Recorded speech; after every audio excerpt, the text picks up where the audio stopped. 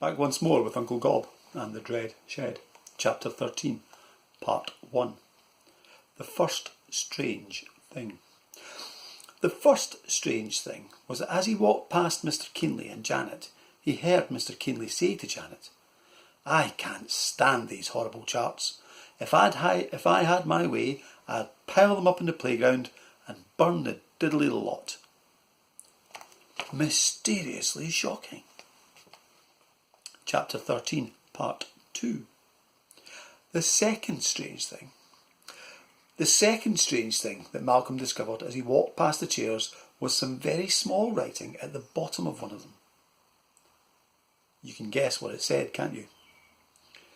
I mean, if this was a piece of writing on a worksheet and it said what was written at the bottom of the chart and then there was a gap, you would be able to write something in the gap, wouldn't you? Do you think the writing on the charts would say, "Roses are red, violets are blue, most poems rhyme, this one doesn't"? Do you think it would say, "The moon is not a dead fish"? Or do you think it would say, "Gobb education"? I'm going to leave you with that little problem until tomorrow. I can't be sure it will be tomorrow, because I don't know how you're reading this book. You might be reading it yesterday, or on a bus, yesterday. Only you know.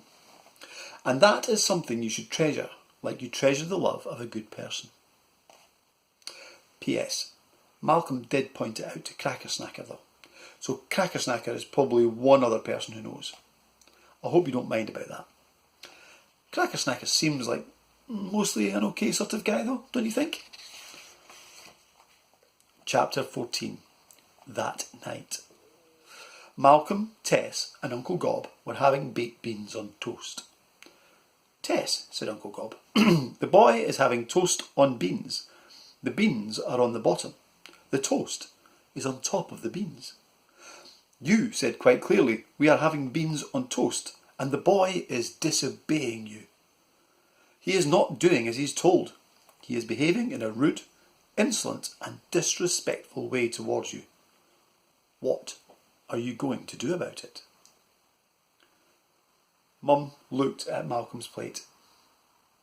"Oh, come off it, Derek," she said. "It's still beans and toast, isn't it? It's no big deal which way up it is it?" "And that's it," said Uncle Gobb. "That's where we're going wrong. Years ago, if a parent said we're having beans on toast, we just got on with it, and we had our beans on our toast. You know something, Tess? You know why we're falling behind? Because young people today think they can run before they can walk. I'm not against people having beans under their toast, but only after they've learned how to do beans on toast first. First things first, Tess. Remember, the Dread Shed is always with me.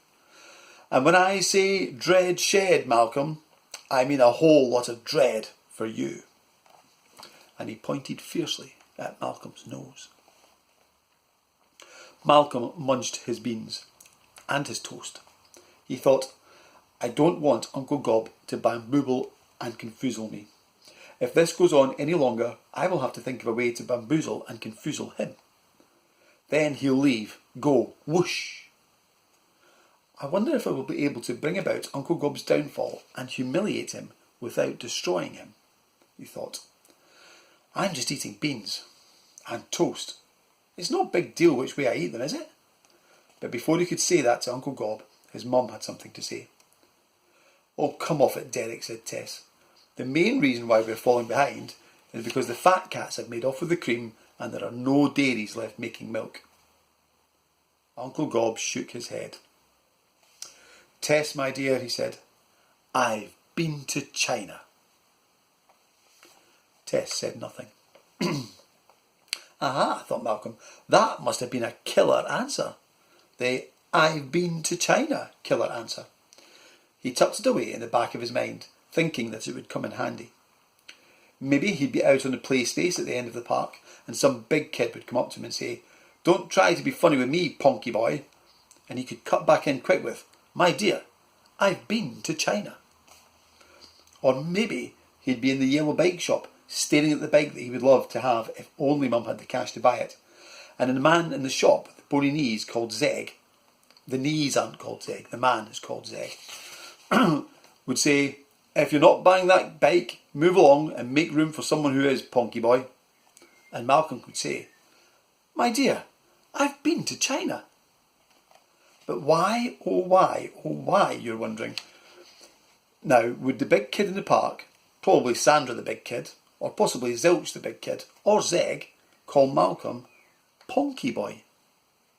Even Cracker Stacker sometimes calls him Ponky or Ponky Boy, you know.